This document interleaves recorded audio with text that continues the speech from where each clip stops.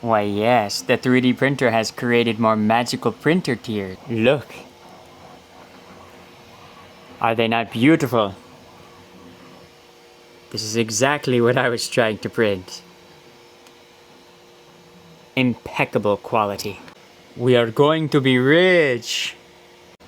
Absolutely amazing crystalline structure. Look, see for yourself.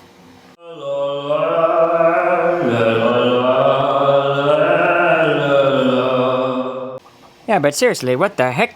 They're like little 3D printed printer poopies. It's like a little 3D printed gerbil was running around on my rainbow plate. Anyone else ever experienced this one? This one's new for me.